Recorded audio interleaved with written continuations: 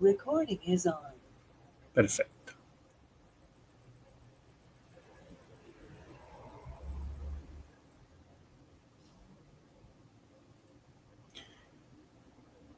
Bueno, ven mi pantalla, ¿verdad? Sí. Muy bien, entonces, complementando el tema anterior, tenemos que ver indicadores del bienestar y distribución del ingreso, que la empezaremos hoy y la terminaremos el martes que viene. Bueno, esta presentación tiene, digamos, está estructurada de la misma manera que todas las anteriores: objetivos generales y específicos, planteo de la clase teórica, desarrollo de la misma y finalmente las preguntas de control para los estudiantes. Bueno, las verán recién el martes que viene. No vamos a llegar a las mismas. Acá, cuando me encontré con esta cuestión, no hay ningún objetivo que contemple este tema.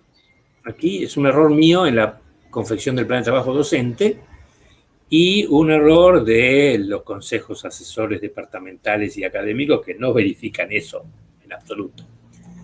Así que son, digamos, los objetivos generales que están resaltados los que estarían de alguna manera vinculados a la temática que vamos a ver hoy. Pero sí hemos establecido una serie de objetivos específicos, ¿sí?, para este tema.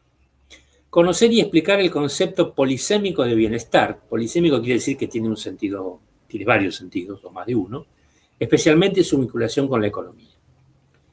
Conocer y explicar las ventajas e inconvenientes del Producto Bruto Interno per cápita, es decir, por cabeza, como indicador de bienestar. Conocer y explicar qué es un indicador de bienestar y en qué se parecen y se diferencian los indicadores objetivos y subjetivos del mismo. Conocer e interpretar el índice de desarrollo humano, el famoso IDH, cuál fue su génesis y las dimensiones que abarca el mismo. Comprender la noción de distribución del ingreso o renta. Conocer y poder explicar las diferentes formas de medir la distribución de la renta o ingreso, que son 5: personal o familiar, funcional, regional o geográfica, temporal y sectorial. Conocer y entender los indicadores construidos por la teoría económica para la medición de la distribución personal del ingreso, la curva de Lorentz y el coeficiente o índice de Gini. Interpretar el significado de la información concerniente en este sentido a la Argentina. Y por último, entender y poder explicar el sentido y la importancia de la denominada política de distribución. Hay dos cuestiones importantes con esta temática. Aunque a ustedes les parezca mentira, la mayoría de los manuales de macroeconomía que he consultado no tienen una sola palabra sobre el tema de distribución del ingreso. Y pocos textos de economía tienen algo sobre lo que es la política de distribución. En este caso, por suerte, en el libro de Mochon y Baker hay algunas consideraciones al respecto. Bueno, la clase entonces tiene la siguiente estructura: una introducción, donde hablamos del bienestar. Después, ¿qué es un indicador? El indicador favorito hoy día, que es el IDH, la distribución del ingreso, las formas de medición de esta, la política de distribución y la síntesis y conclusiones. Muy bien. Entonces, el bienestar social de una comunidad se indica observando los factores que participan en la calidad de vida de las personas en una sociedad y que hacen que su existencia posea todos aquellos elementos que dan lugar a la satisfacción humana o social. El bienestar social, me temo, es una condición no observable directamente, sino que es a partir de formulaciones, como se comprende y se puede comparar de un tiempo o espacio a otro. Es decir, ¿ha mejorado o ha empeorado?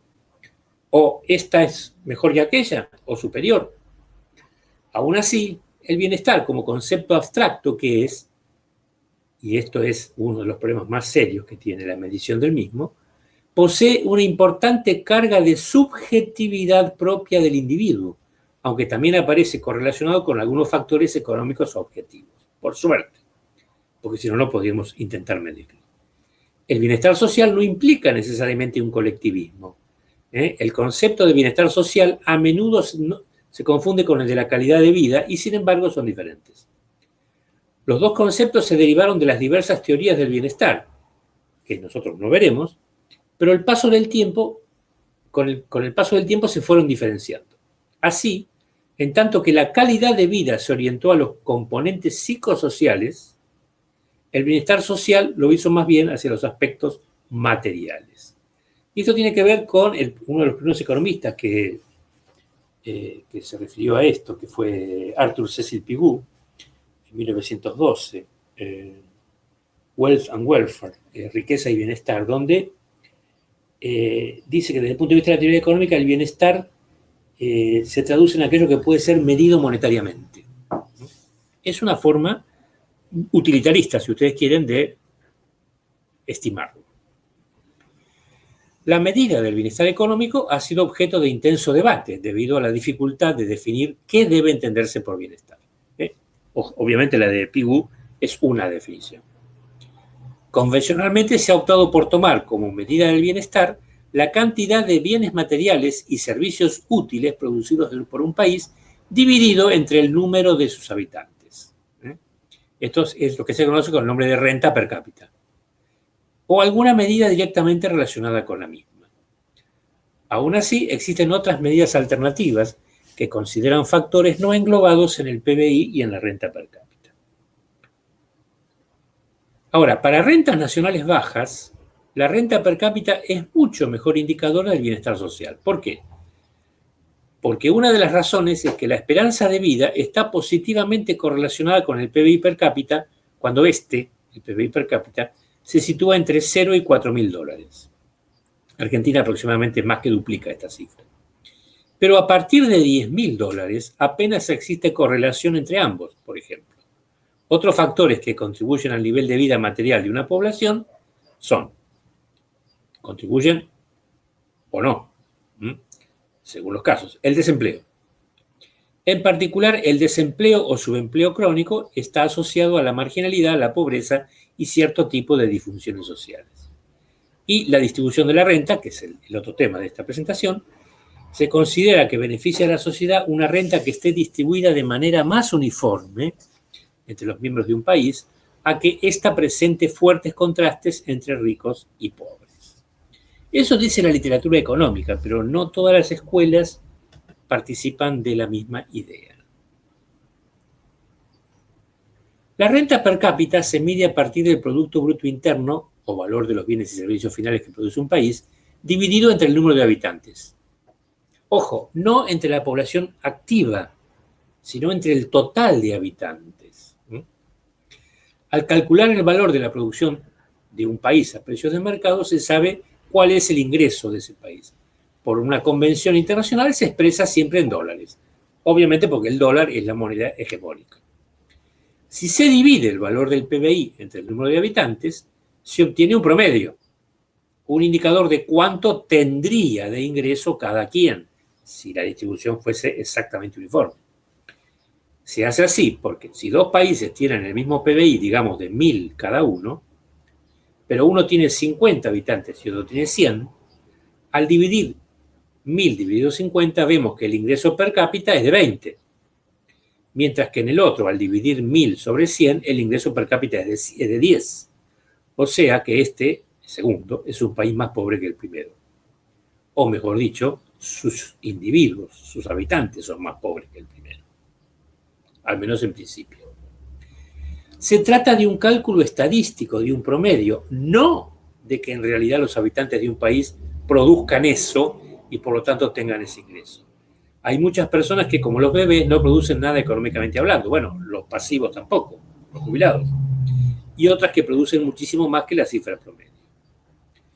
Los dos factores que más contribuyen al incremento del Producto Interno Bruto o Producto Bruto Interno per cápita son la productividad, que normalmente se mide por el valor monetario de la cantidad de bienes y servicios que produciría un trabajador o una trabajadora en una hora.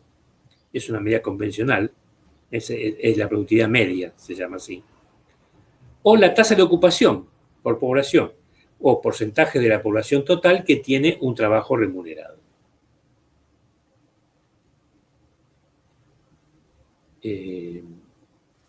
Hay tres tasas básicas, ¿no? Una es la tasa de actividad, que es el total de la población activa sobre la población total. Otra es la tasa de empleo u ocupación, que es el total de los ocupados sobre la población total. Normalmente es más baja que la primera. Y también está la tasa de inactividad, que sería la población inactiva sobre la población total. En Argentina, más o menos, la tasa de actividad es del 40%. Y, por tanto, la tasa de inactividad es del 60%. Esto significa que ese 60% de la población depende del trabajo del otro 40%.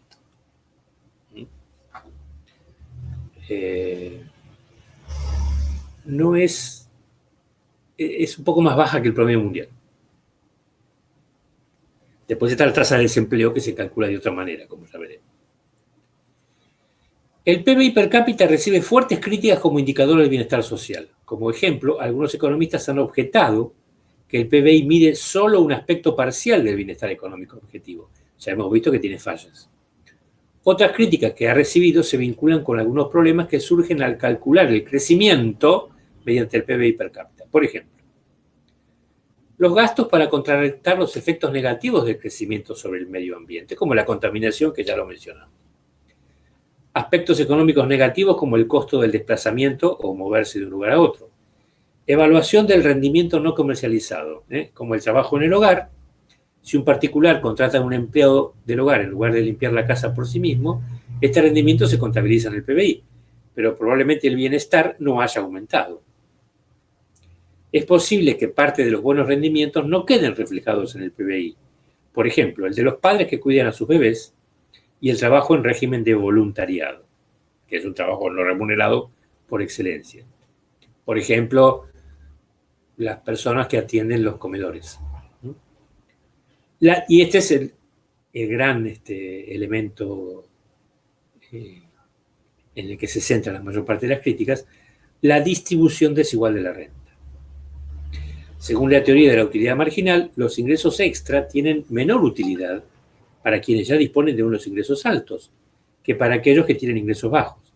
De modo que un aumento en el PBI puede aumentar la utilidad en diferentes medidas, según el lugar del individuo en la cadena de distribución de la riqueza.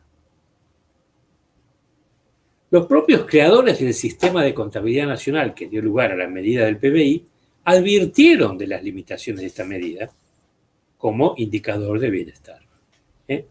John Maynard Keynes y Simon Kuznets y otros economistas desarrollaron el sistema de contabilidad porque sus gobiernos necesitaban mejores medios para gestionar sus economías frente a las espectaculares fluctuaciones del ciclo económico en el periodo de entreguerras.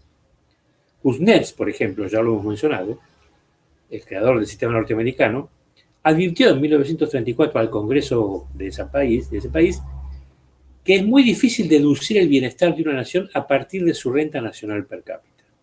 En 1934, o sea, antes de que existiese el sistema de cuentas nacionales moderno. Sin embargo, el propio Kuznets consideró que sus advertencias eran ignoradas y que tanto economistas como políticos acostumbraban a equiparar prosperidad y crecimiento del PBI per cápita.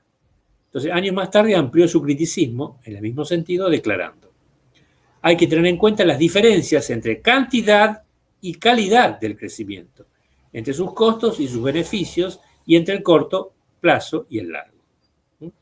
Los objetivos de más crecimiento deberían especificar de qué y para qué. Esta es una crítica de la década de los años 60 y, obviamente, Kuznets es un estudioso del tema del crecimiento, es el creador del concepto de crecimiento económico moderno y sus 5 rasgos específicos. El bienestar subjetivo es cualquier medida de la cantidad de bienestar que dicen tener las personas de un país. Una medida de esto, por ejemplo, es el índice de bienestar subjetivo que se elabora a partir de encuestas. Se calcula a partir del porcentaje de personas que se consideran felices o muy felices, menos el porcentaje de personas que se consideran no muy felices o infelices. Esto de la economía de la felicidad, como humilde profesor provinciano, para mí es un gran disparate, digamos, y un despilfarro de recursos. Pero bueno, hay toda una línea de investigación sobre esto que ya lleva varias décadas. La encuesta mundial de valores de 1990, fíjense ustedes, por ejemplo, mostró que este índice de felicidad variaba desde menos 2% en Bulgaria hasta el 90% para Islandia.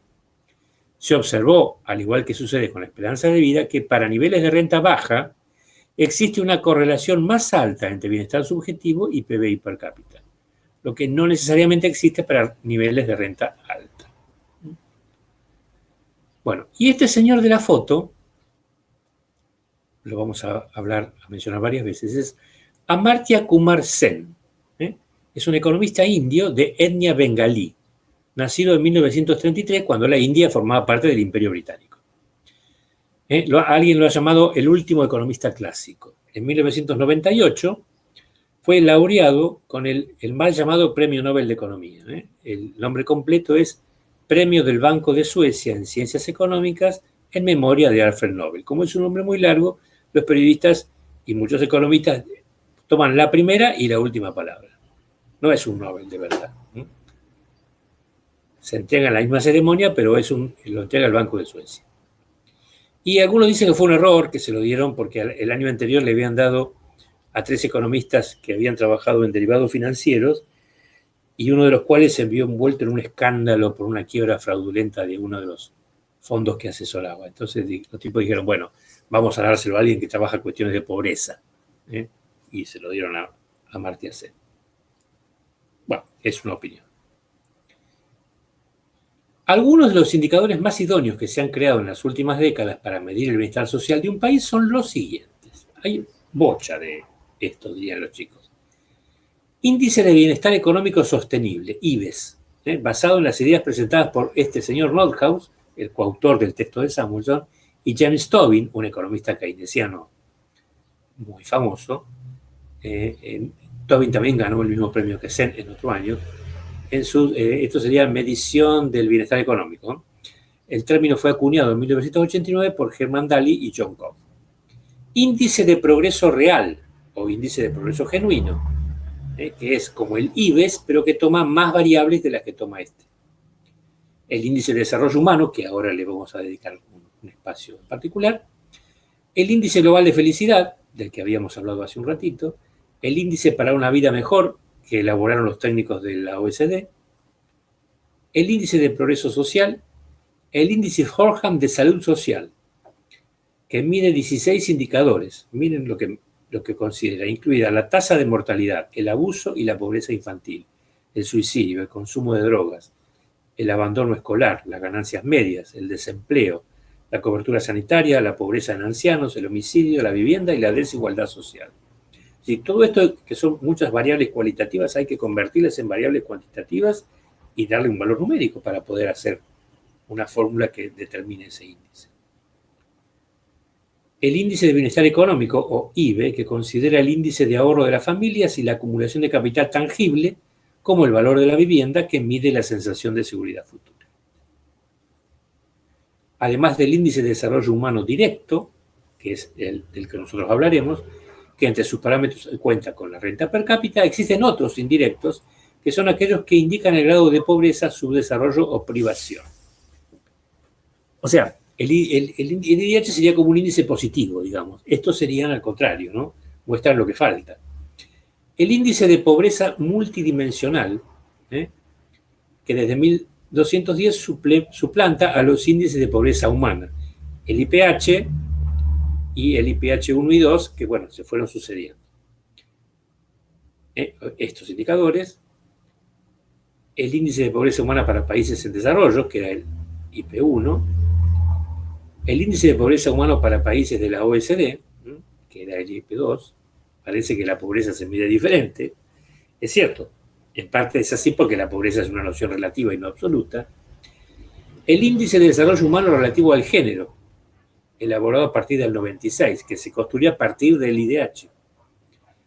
El índice de potenciación de género, el IPG, también lo mismo que el anterior, y el índice de privación material o indicador de privación material que se aplica en Gran Bretaña, que incluye el cálculo pobreza en el ingreso y el cálculo de la privación material. Bueno, ¿qué es un indicador? Un indicador es una comparación entre dos o más tipos de datos que sirve para elaborar una medida cuantitativa, una cantidad, un número, o una observación cualitativa. Esta comparación arroja un valor, una magnitud o un criterio que tiene significado para quien lo analiza, obviamente el que conoce la clave. Por eso daremos algunas claves de los indicadores que nos interesan. Los indicadores se utilizan en diversos ámbitos. Un ejemplo básico de indicador es el porcentaje. Otros indicadores comunes pueden ser la tasa de empleo, la tasa de desempleo, la tasa de actividad que mencionábamos hace un rato, la tasa de informalidad, por mencionar algunos. Acá tenemos la tasa de desempleo. Les prometí que le iba a decir. Fíjense, es la población desocupada sobre la población económicamente activa por 100. Entonces, acá, en la tasa de desempleo, la base de cálculo no es la población total como en la tasa de empleo o la tasa de actividad, como dijimos hace un rato, sino la población económicamente activa. Obviamente, no queremos saber qué representan los desocupados sobre la población total, porque ese número es ficticio. Lo que queremos saber es qué porcentaje de los que trabajan o están dispuestos a trabajar representan los desocupados. Una de las ventajas de utilizar indicadores es la objetividad y comparabilidad.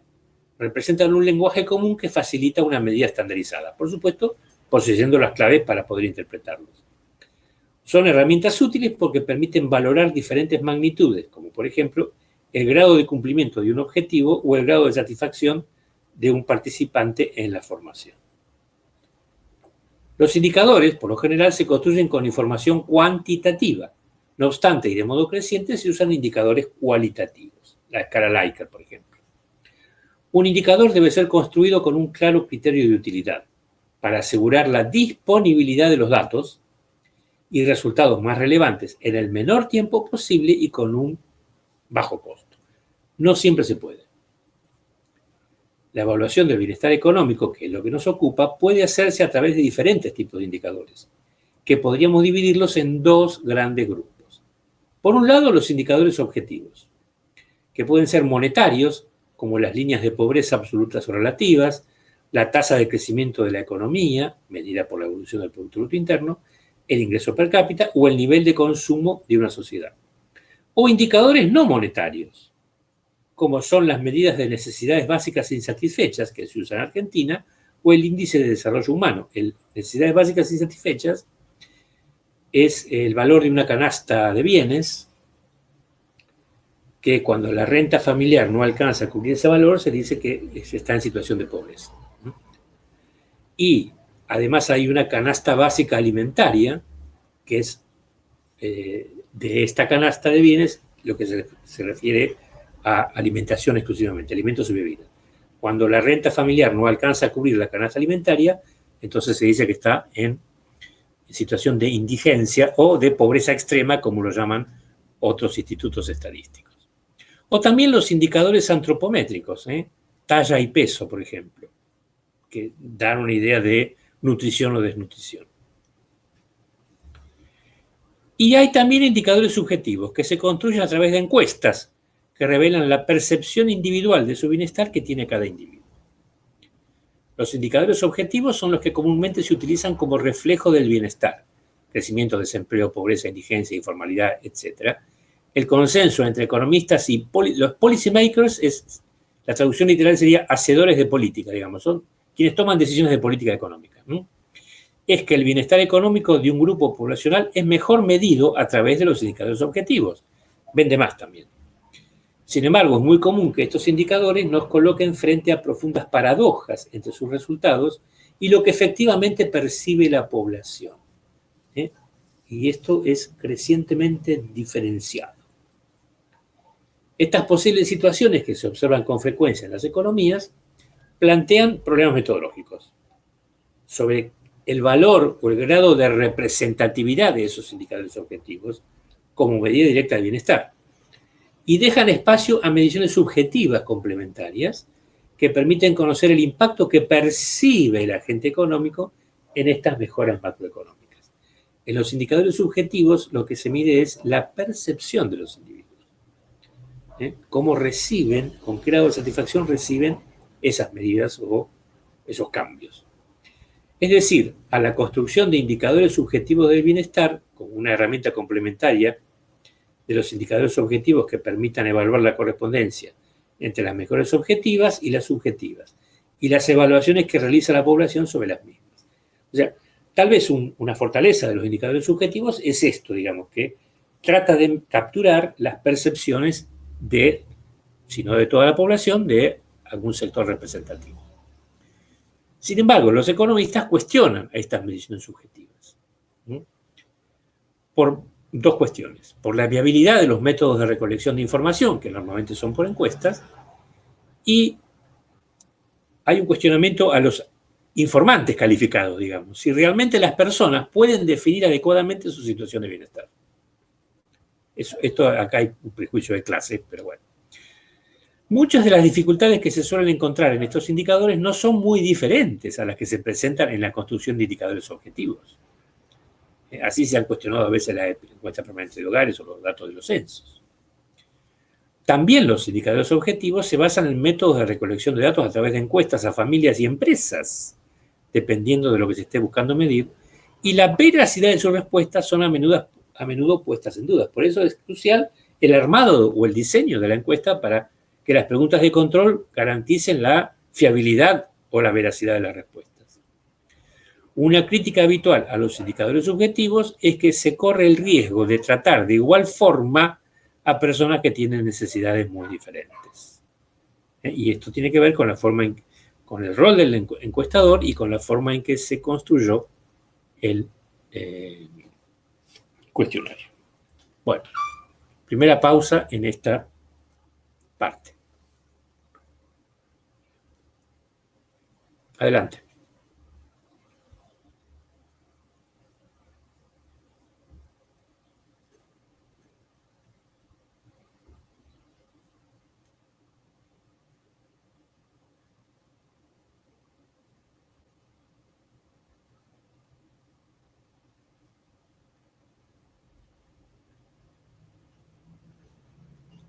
¿No hay preguntas?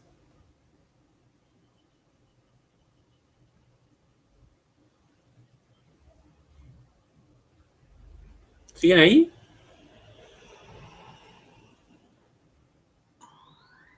Sí, acá estamos. Ah, qué susto. Lo dejé pensando.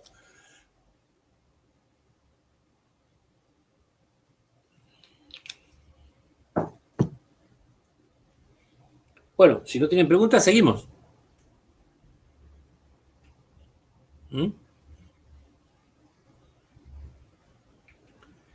Bueno, el IDH, la estrella de la literatura del bienestar.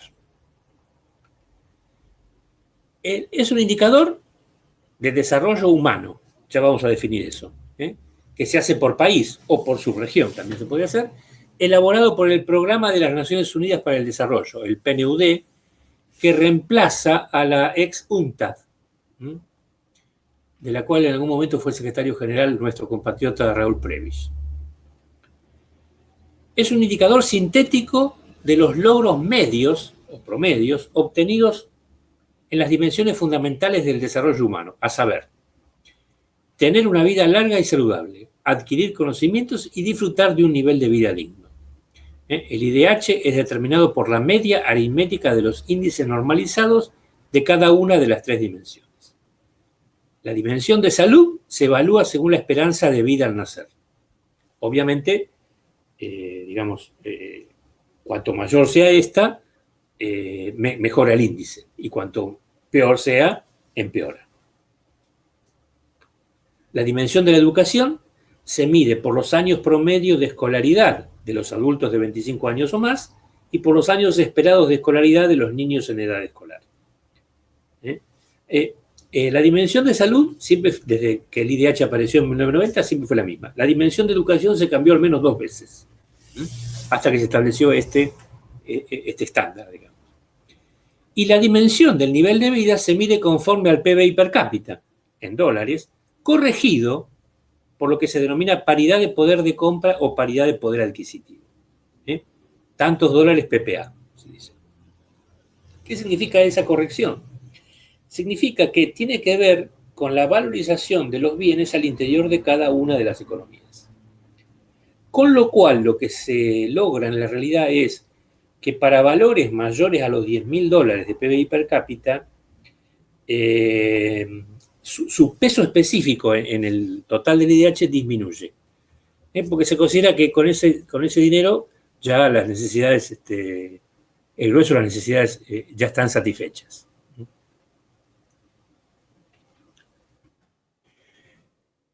Es el desarrollo humano.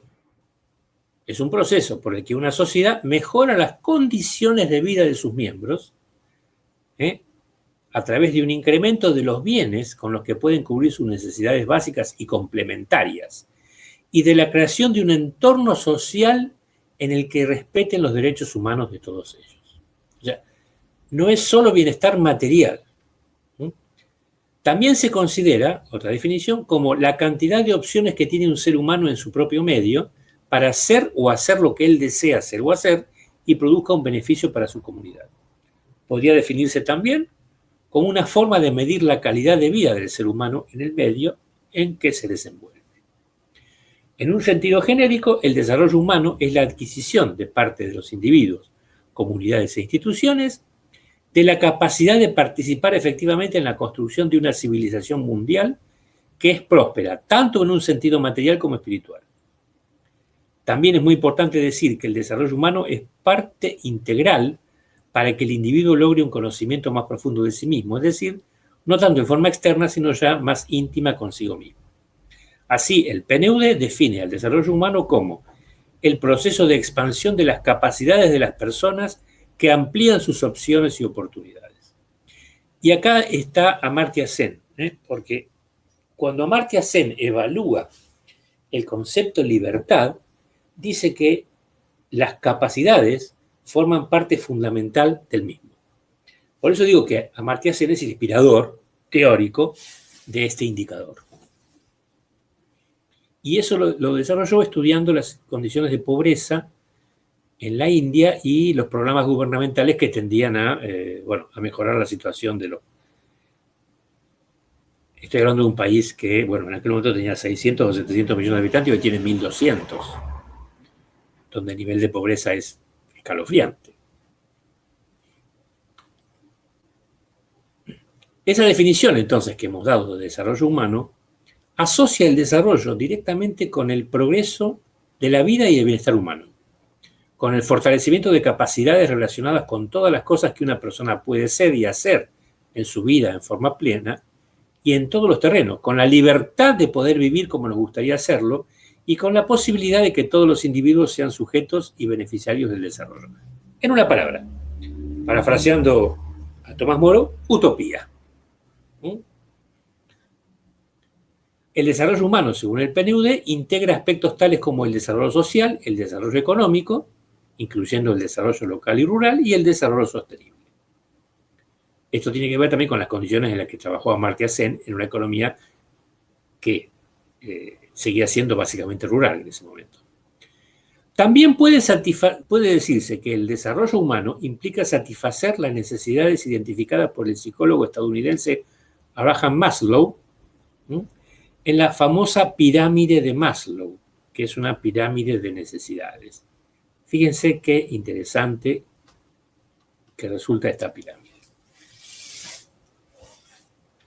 Desde las más básicas a las menos básicas sería. Estas están en color rojo, digamos, porque, si no se verifican, estamos en serios problemas. Son las fisiológicas.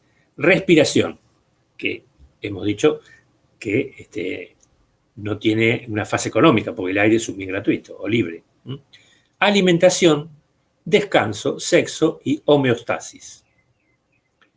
Seguridad, vienen en un segundo plano. Seguridad física, de empleo, de recursos, moral, familiar, de salud, de propiedad privada. Después viene necesidades de afiliación, de amistad, afecto e intimidad sexual. De reconocimiento, autorreconocimiento, confianza, respeto, éxito y finalmente de autorrealización. Moralidad, creatividad, espontaneidad, falta de prejuicios, aceptación de hechos, resolución de problemas. Fíjense, estas son muchas y estas son cada vez menos. Ahora, hay una pirámide, hay como una jerarquía. Hay un gráfico interesante en la red donde un autor identifica, o digamos, al clasificar a los países según el cumplimiento o la satisfacción de estas necesidades que estableció Maslow, dice que los países que pueden satisfacer estas dos son los países en desarrollo, digamos. y solo en los países centrales se lograría satisfacer estas. Me parece una concepción profundamente etnocéntrica, digamos, del autor de esa visión. Porque obviamente al interior de las sociedades en desarrollo hay sectores privilegiados que probablemente logren completar la pirámide.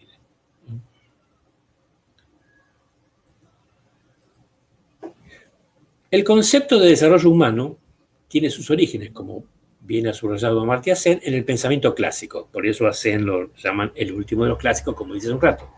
Y en particular en las ideas de Aristóteles, quien consideraba que alcanzar la plenitud del florecimiento de las capacidades humanas es el sentido y fin de todo individuo. La famosa vida contemplativa aristotélica. Tal como lo recogen y establecen los artículos número 22 y siguientes de la Declaración Universal de los Derechos Humanos de 1948, del 22 al 29. Yo los invito a que se metan en la red y lean esos artículos, para que vean cuánto nos falta. El IDH surge como una iniciativa del economista pakistaní Mahbub ul Haq, que prácticamente es de la misma generación que Amartya Sen, para clasificar los países a partir de otras variables que no fueran las usadas tradicionalmente en economía, en educación o en otras áreas. Estas variables que están acá. El IDH busca medir dichas variables a través de un índice compuesto por medio de indicadores que se relacionan en los tres aspectos mencionados en forma sinóptica. Es calculado desde 1990 por el PNUD, de acuerdo con el labor de investigación del economista pakistaní, y en gran parte, como dije, se basa en las ideas desarrolladas por Amartya Sen. De hecho, eran amigos personales. Aunque, por esas cosas de la vida, se conocieron estudiando en Inglaterra. El IDH se expresa como un número comprendido entre 0 y 1. En el informe publicado en 2018, el índice de desarrollo humano fluctuaba entre Noruega, con un índice de 0,953, este sería el de más alto desarrollo, y 0,354 de Níger en el puesto 190. Níger es un país del África sahariana. El PNUD divide los países en 4 grandes categorías de desarrollo humano de acuerdo a la siguiente tabla. Aquí tenemos la tabla. Al principio eran 3 niveles nada más, alto, medio y bajo, pero desde hace unos años se dividen en estas 4 categorías. Muy alto, alto, medio y bajo, desarrollo humano. Y se identifican con colores. Al final de la presentación, por hoy, habrá un mapa. En la evaluación del 18 o del 19, no recuerdo ahora, en el muy alto hay 62 países, en el alto hay 54, en el medio 37 y en el bajo 36.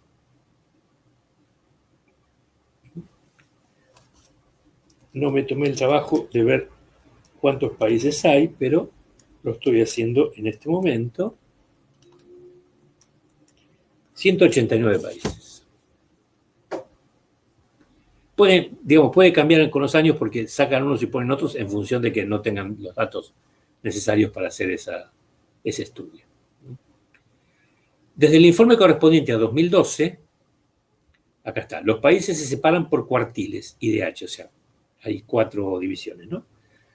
Entonces, de muy alto desarrollo son valores mayores a 0,8. De alto, entre 0,7 y 0,7999. Medio, entre 0,55 y 0,6999. Y bajo, menores a 0,55.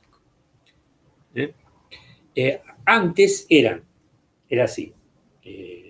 Entre el 90 y el 2012 era de 0 a 0,50 bajo, de 0,50 a 0,75 medio y más de 0,75 alto. Cuando empezó la medición, Argentina estaba entre los más altos de los medios. Y después pasó a estar entre los más bajos de los altos. Y ahora está entre los más bajos de los muy altos. En el IDH puro. Ahora, cuando se corrige por distribución de la renta, baja a los más altos de los, a los más altos de los altos. Baja varios escalones. Y no pude encontrar por desigualdad de género, pero probablemente también baje en ese sentido.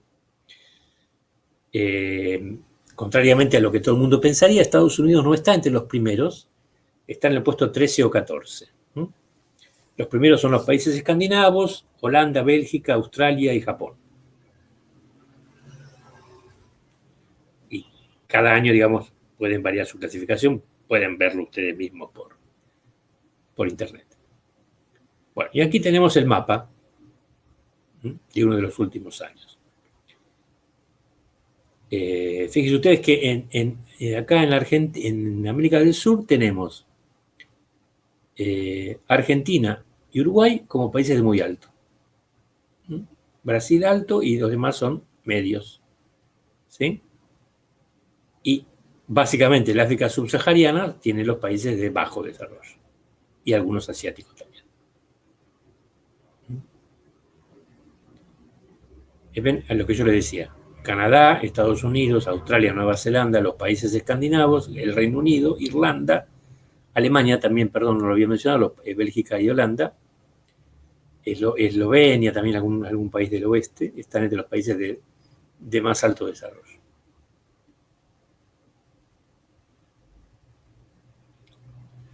China desde los cambios económicos del 78 no sé cuántas veces multiplicó su Producto Bruto Interno en ese lapso y sacó a 500 o 600 millones de personas de la pobreza. Así que es obviamente que su IDH ha aumentado y también aumentó espectacularmente su expectativa de vida, etc. En estos países de acá, del Cuerno de África, etc., la esperanza de vida no llega está entre los 45 y los 50 años, por ejemplo. Y ya hemos visto la informalidad también, según la OIT. Bueno.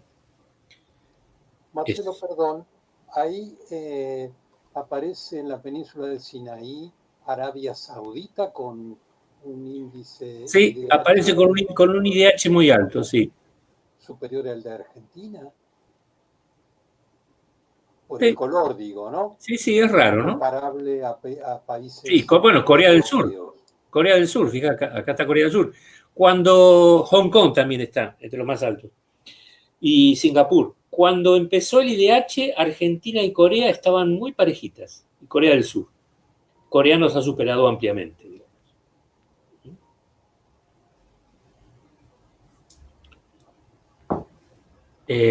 Fíjense, en cambio, que Norcorea está entre los países de medio desarrollo.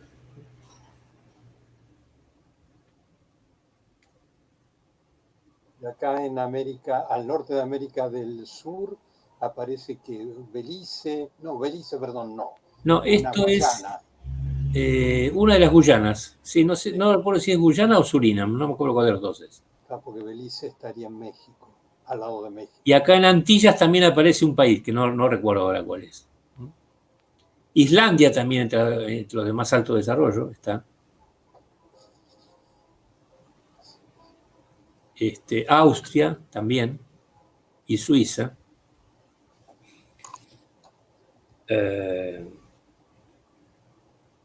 Ahora, ¿cómo sube un país de posición? Bueno, sube en la medida que mejora su expectativa de vida, mejora su PBI y mejora la situación educativa medida de la forma que lo hemos mencionado, ¿no? Cuando aumenta el número promedio de años de escolaridad de los adultos y cuando aumenta el número de escolaridad promedio o mejor dicho, cuando aumenta la cantidad de niños en edad escolar que efectivamente están en el colegio, digamos. Y esto tiene que ver con el tema de, la mejora de las oportunidades, etc.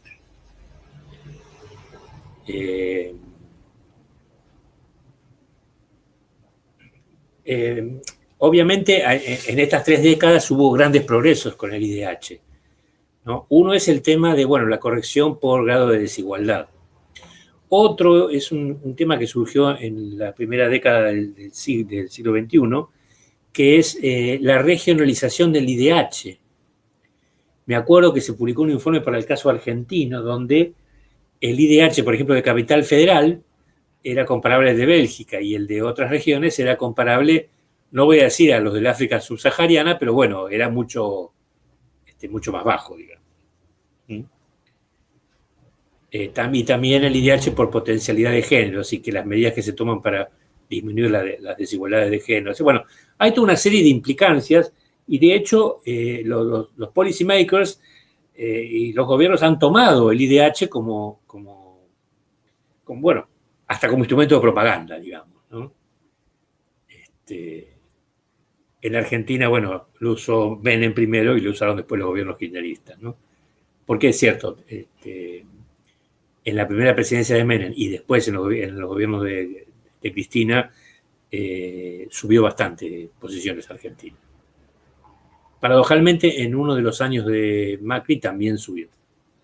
Pero ahí no sé si tiene que ver el tema del rezago en la consideración de los datos, no estoy seguro, digamos.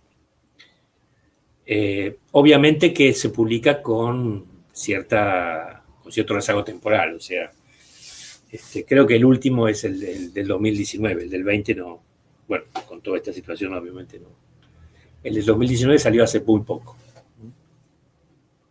Bueno, aquí terminaríamos porque ya la parte que viene ya se refiere específicamente a distribución del ingreso.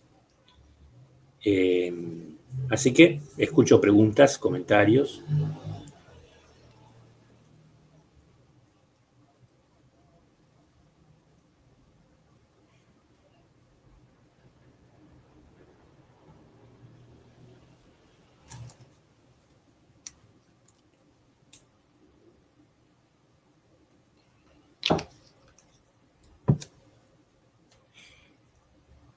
¿Nada?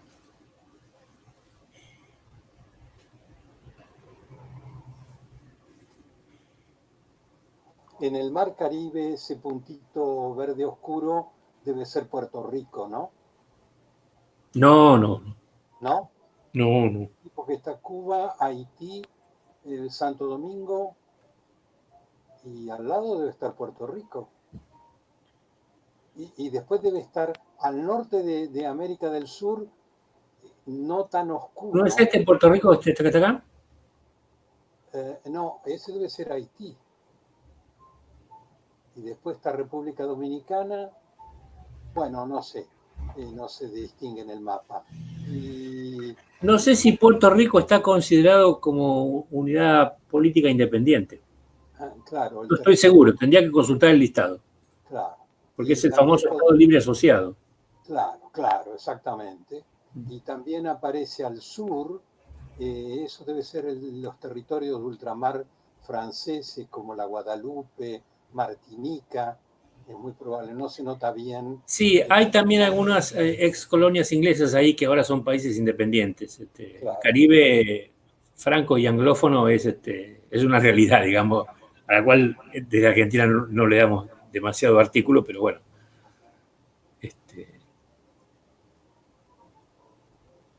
Creo que también está el sultanato de Brunei por acá, no recuerdo, bueno. Ceilán o Sri Lanka, por ejemplo, está mejor que la India, por ejemplo. Ajá. Este es Afganistán, ¿no? Sí, o Pakistán, sí. O... el mapa no es muy claro. Y los verdes que están al norte de Australia, eso que podría ser las... esta es Tailandia y esto es Malasia. Malasia. Sí. No, puede ser. Y Filipinas también debe tener... No, Filipinas, Taiwán está entre los más desarrollados también. Taiwán y Hong Kong. Me llama la atención Vietnam. Está con bajo desarrollo. Vietnam es el segundo exportador mundial de arroz. Pero bueno, son muchos habitantes. Es posible que su PBI per cápita sea muy pequeño. En ese pequeño territorio hay 120 millones de personas. Más del doble de la población argentina. Sí, obvio. 120, casi 3 veces más. Israel también está entre los de más alto desarrollo. Acá no se ve. No se ve, sí, apenas. Se distingue. No, pierde calidad el mapa. Claro. Sí. Grecia está bien. Bueno, Italia está bien, Turquía está como nosotros, no, un poquito mejor. No, no, tiene el mismo verde. Irán, por ejemplo, está como Brasil. No sé en qué posición en la escala estarán, o como China, digamos, ¿no? Argelia. Ah, sí, Argelia. Sí, Marruecos no, ya pasó al amarillo, como los países al norte. Está en alto desarrollo. México también. Sí, sí, Cuba, sí, obvio. a pesar de que el valor de su PBI es muy bajo, PBI per cápita. Pero claro, en educación y en salud tienen Tiene muy alto nivel, muy buenos indicadores. claro.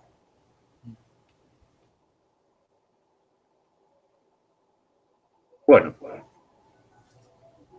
se nos ha hecho la hora. Sí, señor. Muchas Entonces vamos a gracias. terminar por acá. Muy interesante, muy instructivo. Todos los días se aprende algo nuevo. Eso es muy importante.